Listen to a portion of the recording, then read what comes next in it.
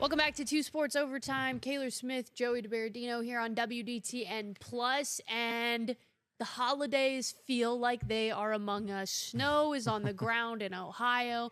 The Christmas playlist has officially been activated. Whoa. And Joe Burrow is practicing football again. I'm with you on all that except Christmas. Playlist music. I gotta wait until after Thanksgiving. I only press play on it because of the snow on the ground. That's true. It does feel like it, and it felt right. Yeah, it does. And what the big news, obviously, we're talking about. Obviously, that's coming down on Monday. You guys are going to be hearing this episode of us on Wednesday, but we are here recording this on a Monday. And the big news we woke up to was Joe Burrow returning to the practice field in a limited capacity. Coming off that turf toe injury, that grade 3 strain that he suffered back in week 2 at home against the Jaguars. And now it seems that the possibility of a Burrow return at any point this season, it seems, is optimistic now. There's so many other factors that obviously have to go into this, how he progresses, how he rehabs, but it is encouraging at least to see number 9, maybe coming back out there sooner than maybe anybody expected him to, especially since it seemed like it just happened. So cool to see Burrow back out there. He's going to be, he would have already spoken to the media, but we're going to, be, running sound from him throughout the week as, we hear his thoughts on his rehab process and really how it's going. So that'll be interesting to hear, Kayler. Yeah, I am wary, I will say, of the whole return this season. Can't rush him back. I don't think there's any reason to at all. I don't know why you would, unless it was Joe Flacco ends up getting hurt and Burrow is in the backup role. And playoffs are still possible? No. I mean, that's not even... Right. Maybe, I feel like I speak for Bengals fans when I say no. They're not thinking playoffs. Yeah, no. But, I mean... What if Burrow pulls like an Aaron Rodgers and comes back way earlier than any expected? And I don't know. I'd be scared. Like, if he hurts it again, is that a career ender? Like, that's what are we I'm talking saying. here? Why would you? That's why, I don't take the whole coming back this season with a grain of salt because I don't know why you would. Mm-hmm. And like you said, it's like the Rodgers thing.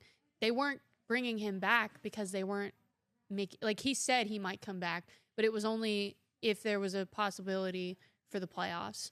So because that seems like a very limited possibility at this moment for the Bengals, I don't know why you would bring him back. And that's what we've said since the very beginning.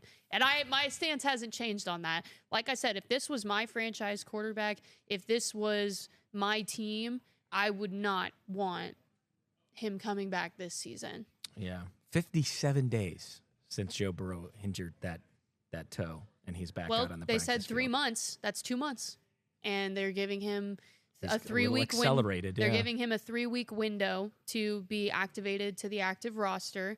So we'll see. Mm-hmm. But this is the timeline we predicted was mid-December, and that's exactly where he's at right now, I guess. But again, I don't know why you would even want to. Let's pull up those games again. I think we looked at maybe the Dolphins game in December around Christmas being the game that could be his earliest possible return. So they've got the Ravens at home on December 14th. They're at Miami December 21st. And then they finish the season at home against the Cardinals on the 27th. Mm-hmm. And, possibly 27th or 28th. And then at home against the Browns on the 3rd or 4th in January. I just don't know why. I don't know why. There would have to be, I wonder if... Unless this defense can figure something out and they can rattle off, they've got such a tough stretch. We talk about this every week. Right. At the Steelers this week, home against the Patriots, who are first, if not second, in the AFC, at the Ravens, at the Bills, but it's at the Bills, so, we just saw what happened to Buffalo this weekend, losing to Miami, so that, is maybe the Bills are beatable, but by this Bengals team, I don't know. And then hosting the Ravens. That is such a gauntlet of 5 games. Yeah. Unless the defense figures something out and they figure out a way to rattle off, I would have to say at least 3 wins in that stretch. They would be 6-5 8 if they rattled off 3 out of 5. Yeah.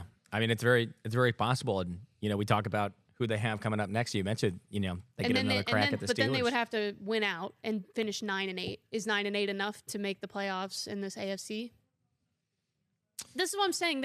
I don't see the reason. Yeah. I don't see the reason to rush. I think it's great that he's making progress. I think it's great for the fan base, but I think you just call this one a wash. Yeah. That's my stance. I wonder at what this window of Burrow returning will be used as hey, he's back and he's going to be practicing as if he's going to be coming back, or is it, he has progressed in his rehabbing and now he's hit a point where he can do stuff on the field, and this is just a kind of a measuring stick of let's see where he's at, and maybe it's obviously got the fans excited like you mentioned of going, hey, there's Burrow, we're gonna anytime you see a quarterback back out there practicing, you think, okay, he's coming back within the next few weeks, and maybe that's not. I mean, think about the injury itself. That part of his body is involved in every single second of every single play. It's not like it's never involved. It's true. And I'm just imagining if I had an injury to the bottom of my foot, how timid I would be. Yeah. Doing something as simple as a drop back. Yeah, and knowing the protection he has had and what led to that injury in the first place. Now, granted, the offensive line has seemingly seemed like they answered the criticism and the call of trying to get better and figure their way out. I mean, Flacco's still getting. He is. I only speak, I guess, to the success they've seen a little bit more in the run game in the last couple games. But obviously, I mean, when you talk about what's wrong with the Bengals, it's the defense. I mean, what good does it do if Burrow's going out there doing the same exact thing Flacco is, dropping 40 points on a team? That's what I'm saying. You can't get better than what Flacco's been doing for you right now. So why would you try to rush him back? Yeah. I mean, Flacco, for the 20-year career that he's had, he's having a career season, which is insane. It's unbelievable what he's been able to do in such a short amount of time, and coming to a former AFC North rival and taking over this team in almost seamless fashion is it's been incredible to watch. So we'll just be continuing to keep an eye on these Bengal developments. It seems like every week there's some Bengals bomb that we have to dissect, whether it's a trade request, an injury. Well, that brings us to a good point because we did not get to touch on it last week. But Logan Wilson was traded to the Dallas Cowboys. That was the only move, correct? The only one they made that the Bengals made before the trade deadline on Tuesday, November 4th. So they get a 7th rounder back next year. So just for as much turmoil as happened with him in the last, I mean, that really devolved really fast. Like within a month. Yeah. It really requested, and then off he went to Jerry's world, to the second worst defense. Yes. Poor guy. And also what that means for us here in Dayton, I would assume that says goodbye to the Logan Wilson Celebrity Softball game, for those of you kind of thinking about that. Oh, that's right. It had its 3rd successful year at Dare Ballpark with, obviously all the Bengals stars showing out. Jamar Chase came to this most recent summer. T. Higgins was back again. Chad Ochocinco, Giovanni Bernard, all the faces. Zach Taylor, obviously. Trey Hendrickson, Logan Wilson running it, and the proceeds and the the benefit and raising awareness for SIDS research and going to the Brooks Joshua Anderson Foundation. So that was Logan Wilson's thing. So obviously, I don't know how he's going to be able to come back and do that here in Dayton, from Dallas. So. Doubt it. He'll be bringing that back to the Lone Star State. Frisco has a minor league team, so he could easily just do it in Frisco. Yeah. Looking ahead, so we say goodbye to that. Yep. Looking ahead to this week, Bengals are on the road at the Steelers. 1:00 on CBS. The Steelers are favored 5.5 points. That line did not move after Sunday Night Football. It's going to be a rematch of this epic game that we saw at Paycor Stadium. Flacco's coming out party in Cincinnati, and we'll see if it has kind of the same juice that it did last time around. I think there was also just something a little bit about it being a standalone night game, too, that gave it a little more juice. Who knows if a 1:00 Sunday afternoon game will have the same amount of energy. But Flacco put up 342 yards, 3 touchdowns, no interceptions. There you go. That's a great sign. It's a rematch of the 40-year-olds. I think that's exciting to see these two get to duke it out again. You know? Yeah. And this was the coming out party of the rushing game, too. This was the first 100-yard rushing game of the season. They had 142 rushing yards as a team. Jamar Chase and T. Higgins, 161 and 96 receiving yards, respectively. So, you know, the offense was just humming. This was kind of the first, you know, reincarnation of the Bengals offense, you know, post Browning being benched. So we'll see if it kind of ends up having the same kind of thrill and flair. Does as Jamar it did. Chase have 16 catches against the Steelers defense again? I don't know. I still feel like there was just kind of an energy about Paycor Stadium that night that made and this time it's going to be at Pittsburgh. Right. Archer Stadium.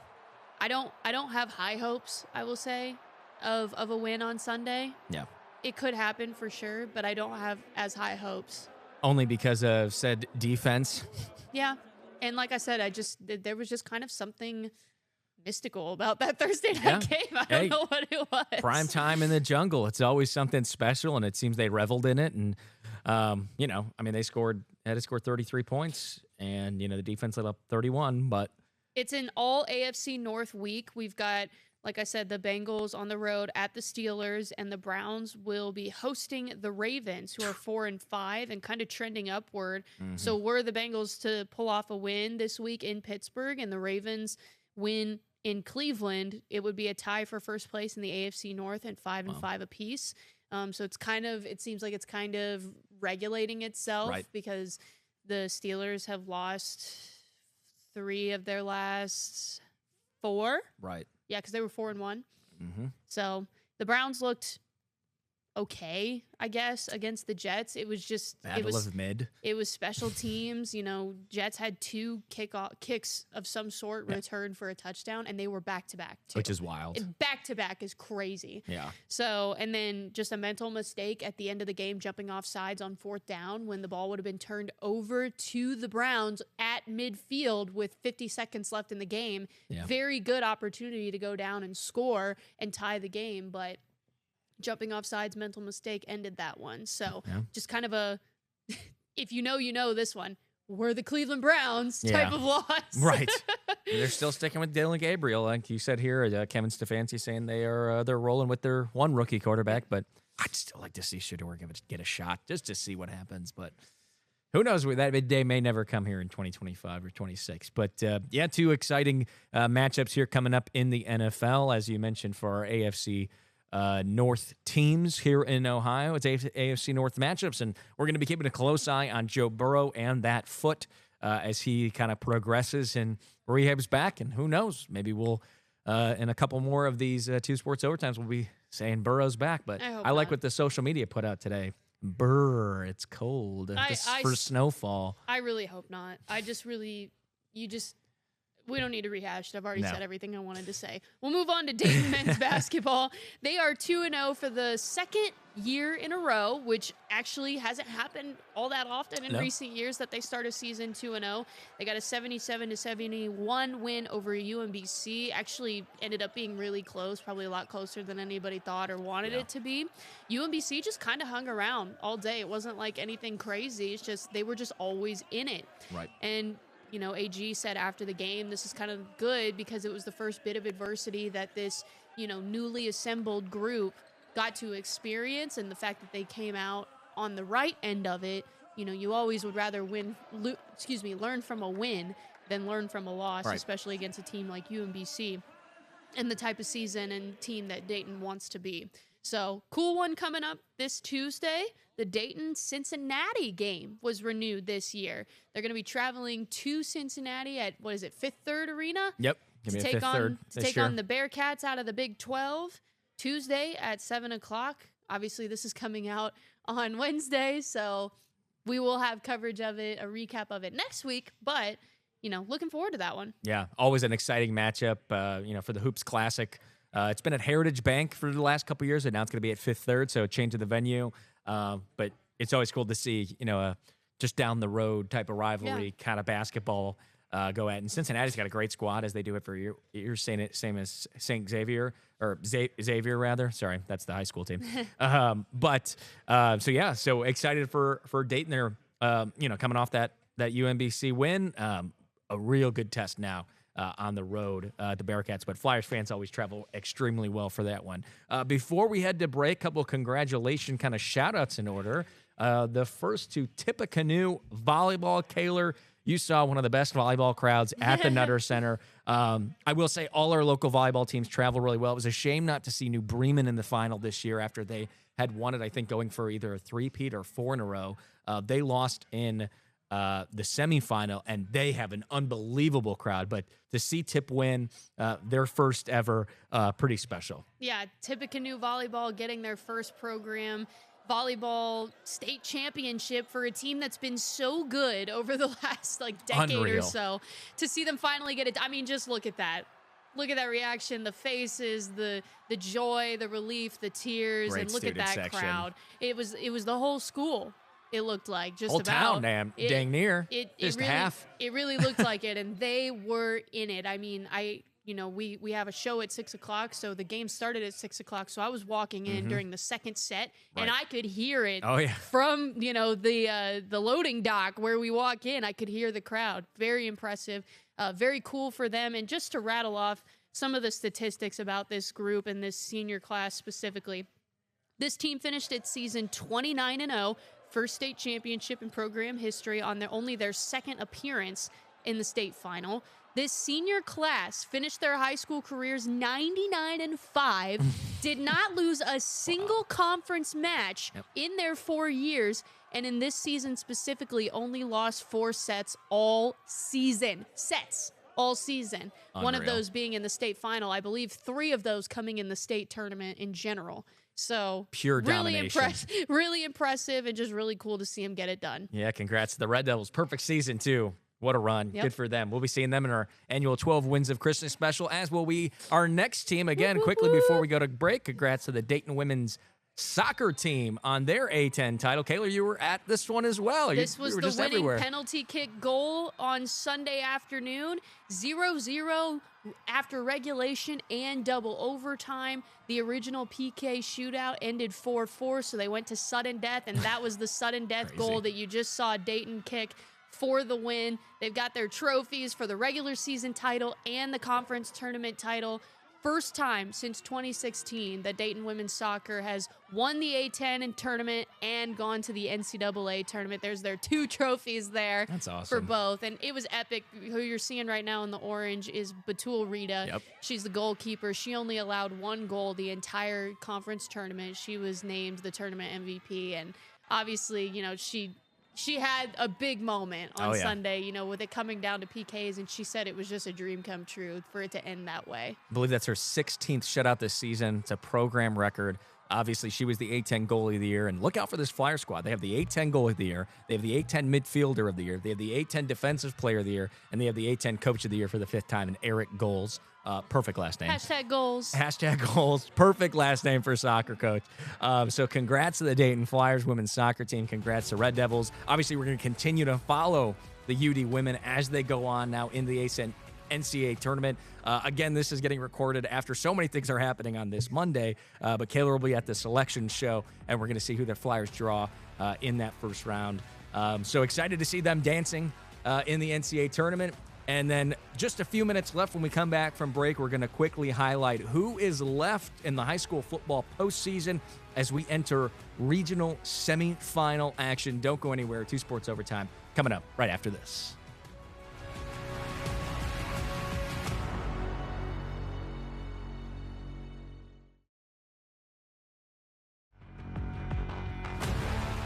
Welcome back to 2 Sports Overtime. We're shifting our topic for the second half to talk about high school football playoffs. We've reached round 3, the regional semifinals, so we are just, 2 games away from the Final Four? Yep, one more regional final, and then we are on to the state semis. It goes quick here. And we've got actually a really good lineup for this third week, and a lot of local teams taking on local teams, the first of which, needs no introduction in Division 1. the Wayne Warriors at the Troy Trojans. Gonna be great. That's gonna be a great one. I'm really excited. I haven't gotten to go to a game at Memorial Stadium this year, and so I'm excited to experience it on a Friday night. And that's gonna be a great one. And that's just the beginning of kind of this nice slate that we have this week. Yeah, and it's the first year for Troy and in Division I for the playoffs. What a test and hosting a elite Wayne Warriors team, obviously led by the future Ohio State Buckeye, Jameer Brown, who is just a lethal guy. So Trojans are going to have their hands full with a very fast and talented athletic team, but Trojans have that tough mentality, gritty, hard-nosed style of play on defense and offense, and they got a great quarterback as well in Aiden Kirkpatrick. So eyes on that one. Springfield, also in Division I, heading down to Middletown Madison. The Middies are the 1 seed in Region 2. So is it Middletown Madison? Middletown Madison. Or just Middletown? It's everything I said Middletown. Oh, yeah, thank you. There is a Middletown Madison, and I got them confused. Yes, Middletown, as in just down the road from here in Dayton. Thank you for that correction. Yep, Middletown. I wanted to make sure, too, because I wasn't for sure. No, there is a Middletown Madison. They are separate. But they are separate. Okay. Yes, thank you. Added the Madison there by accident. So, yep, Springfield has Middletown just down the road from here, from our station, just a little south of Springboro. So that's going to be a big game. Division II, we have one team left, Trotwood Madison. Tough test against Harrison team, 7th-seeded Wildcats, I believe, coming into town at Trotwood. The Rams are the 3rd seed, and they're looking to get back into the regional finals. It's been a minute for Trotwood. I'll have to go back and find out when the last time the Rams were in the regional final, but they started the year really strong and looking to keep it going. I'll hand it over to you, Kayler, for Division III. Moving on to D3, we've got Central Catholic at Wapakoneta. I think Wapakoneta was the 1 seed in their region. Either 1 or 2. 2 seed. Yep. So they got a bye week 1. They got a win last week. And then we've got I think it's going to be a fun one. Baden at Tippecanoe. Oh, great game. That's going to be a great one. Baden took down Alter, so we were deprived of an Alter Tippecanoe game, which I think would have been even better. Yeah. That would have been so fun to see. Two programs we love to cover here going head to head would have been awesome. But Baden at Tippecanoe, that'll be a fun one. Moving to D4, Cincinnati Hills Christian Academy at Valley View. Valley View trying to get another deep run here in a row in the playoffs. Yeah, big win over Wyoming too. That was a 31-21 victory for the Spartans, a gritty win for them at home, and they're back at Niswonger Field. We're going to have highlights from that one. That's one of our kind of circled games for our Friday night slate. Quickly pivoting over to Division 5, couple teams left there as well.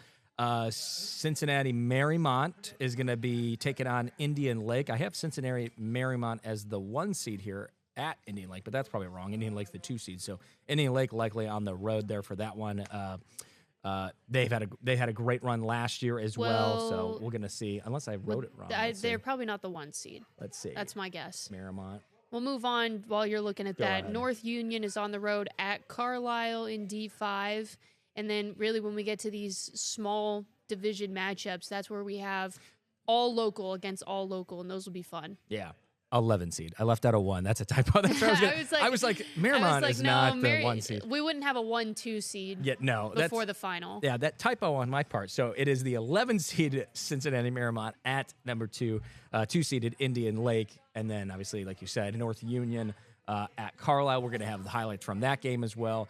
And then D6 and D7, local on local, Kayler. That's right. We've got Coldwater at Tri-Village. That'll be a great one. Coldwater, the defending D6 state champions. And then we've got Anna at Northeastern. And then Division 7, holy smokes, this is going to be a fun week in Division 7. Fort Recovery is on the road at Marion Local. Of course, the 4-time defending state champions on a 75-game win streak. And Cedarville taking down, Country Day? Yeah, Cincinnati Country Day. Big win for them. Over Country Day. They're an 11 seed. Moving on. They'll be at St. Henry. So I'm real excited for this small division slate this week. We're going to have another, I believe, 7 games this Friday. So it's almost like another full operation football. So be sure to join us on Friday night. Kayler will be out at Wayne and Troy bringing us the full highlights and post-game reaction from that D1 thriller. We're going to have a bunch more of these games, and of course, all the scores for you from all our area teams for another playoff edition of Operation Football as the road to Canton continues. And you can be sure to join us next week right here on 2 Sports Overtime for everything else, Bengals, Browns, Buckeyes, and more. That's Kayler Smith. I'm Joey DiBaradino. We'll see you next week on 2 Sports Overtime.